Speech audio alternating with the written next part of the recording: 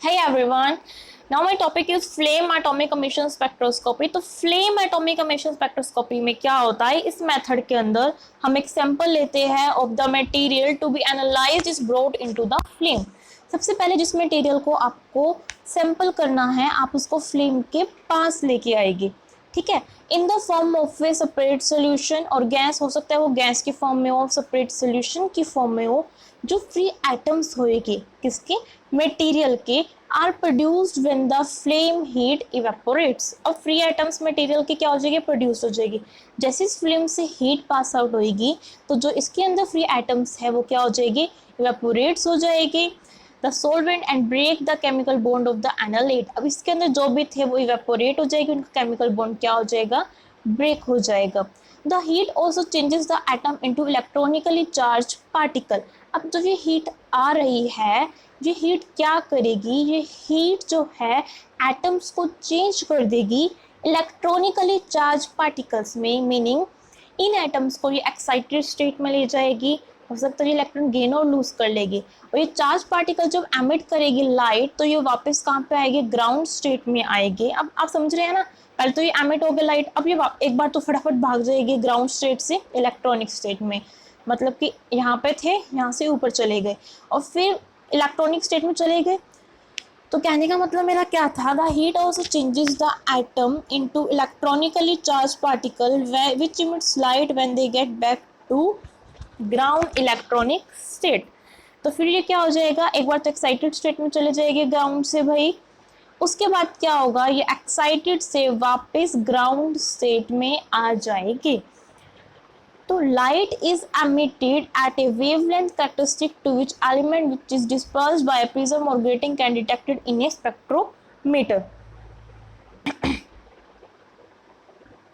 Atomic emission spectroscopy का principal क्या रहेगा, जो थ्योरी है वो वर्किंग करेगी। Principle of atomic emission spectroscopy involve the examination of the wavelength of photons discharge by atoms. इसमें क्या होगा, हम किसका एग्जामिनेशन करेंगे, पर्टिकुलरली वेवलेंथ, किसकी वेवलेंथ, फोटॉन्स की वेवलेंथ, किसकी वेवलेंथ, फोटॉन्स की वेवलेंथ, जो कि एटम डिस्चार्ज कर रहा है एक पर्टिकुलर वेवलेंथ पे, जो लाइट एमिट कर रहा है, और मॉलिक्यूल्स ट्रांजिट हो जाएगी high energy state to the lower energy state. जैसे ही वो एनर्जी रिलीज करेगी, जब भी कोई एटम एनर्जी रिलीज, याद रखिएगा ये मेरी बात, जब भी कोई एटम एक्साइटेड स्टेट में जाता है और वो एनर्जी दे देता है तो एक्साइटेड से ग्राउंड स्टेट में आ जाता है। तो एमिशन में क्या होगा, इसमें वेवलेंथ डिस्चार्ज करेगी एटम्स अपनी एनर्जी, और वो हाई एनर्जी स्टेट से लो एनर्जी स्टेट में आ जाएगी। एक कैरेक्टरिस्टिक सेट हो जाएगा, wavelength is emitted by each element और substance which depend upon the electronic structure. A study of this wavelength can reveal the elemental structure of the sample। और जो study होगी इन wavelength की वो क्या हमें बताएगा, पर्टिकुलर सैंपल का एलिमेंटल स्ट्रक्चर। तो use of inductively coupled plasma atomic emission spectroscopy, तो बेसिकली जो आईसीपी यहाँ पे है, इंडक्टिवली कपल्ड प्लाज्मा, ऐसा एटॉमिक एमिशन स्पेक्ट्रोस्कोपी, उसका मतलब ये है कि जो inductively coupled plasma atomic emission spectroscopy होती है वो यूज़ होती है क्या डिटरमाइन करने में, presence of arsenic in food. इस टेक्नोलॉजी का बहुत ही ज़्यादा फूड टेक्नोलॉजी में, फूड बायोटेक में, फूड के अंदर बहुत ज़्यादा यूज़ रहता है, क्योंकि इसकी हेल्प से हम, अगर हमारे फूड में आर्सेनिक है तो हम उसका पता लगा सकते हैं, क्योंकि आर्सेनिक एक अच्छा मेटल नहीं है, एक हैवी मेटल है जो कि हेल्थ के लिए बहुत ज़्यादा डेंजरस है। और अगर वाइन में मेटल है उसका पता लगा सकते हैं, और जो ट्रेस एलिमेंट्स है जो प्रोटीन से बाउंड है उनका पता लगा सकते हैं। तो कोई भी टेक्नोलॉजी अगर हम पढ़ रहे हैं तो पढ़ क्यों रहे हैं, why we read about this technology, हमें पता होना चाहिए। Inductively coupled plasma atomic emission spectroscopy, तो हम इस टेक्नोलॉजी का नाम क्या था, inductively coupled plasma atomic emission spectroscopy. तो ये क्या है, हमारी टेक्नोलॉजी का नाम है inductively coupled plasma atomic emission spectroscopy. जो ये है ये यूज होती है किसको एनालाइज करने में, ट्रेस एलिमेंट्स, जो छोटे छोटे एलिमेंट्स सोयल में प्रेजेंट है उसको डिटेक्ट करने में यूज होती है, और फोरेंसिक एक्सपर्ट्स इसको यूज करते हैं सोयल सैंपल्स के अंदर, ताकि क्राइम सीन पे पर्टिकुलर हो सकता है कुछ ओरिजिन, कुछ ऐसा गिर गया और मेटल कंपोजिशन जो सोयल में होता है वो दो टाइप्स के होते हैं जो हम यूजफुल होते हैं.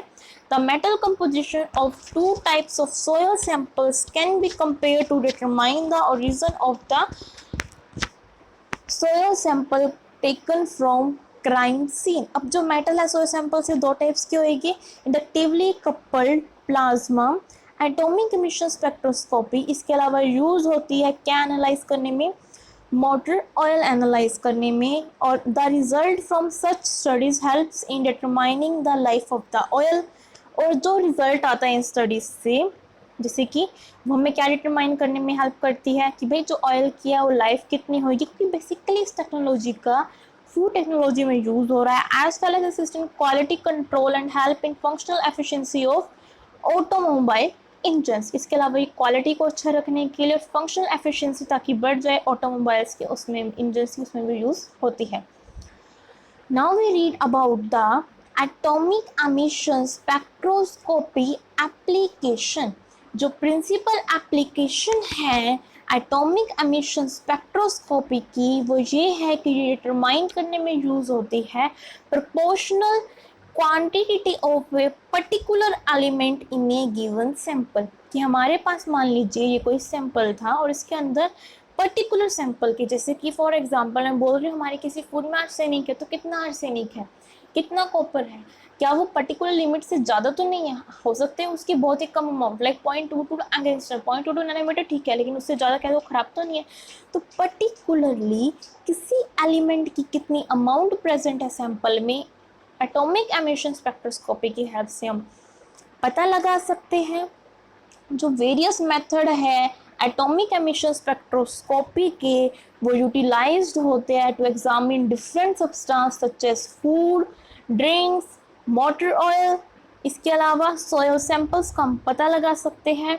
Atomic emission spectroscopy is predominantly utilized in space research labs by NASA and ESA. NASA and इसका बहुत अच्छे से यूज़ कर रहे हैं बिकॉज उसमें स्पेस रिसर्च में पर्टिकुलर एलिमेंट का हम पता लगा सकते हैं और ये वेरियस मिलिट्री ऑपरेशंस में भी यूज़ हो रही है. तो आप समझ पा रहे हैं कितनी ज़्यादा यूज़फुल टेक्निक है एटॉमिक एमिशन स्पेक्ट्रोस्कोप. तो ये एप्लीकेशन बहुत ज़्यादा यूज़फुल है. Thank you guys, thank you so much. For next videos you can comment me on comment box. Thank you so much guys.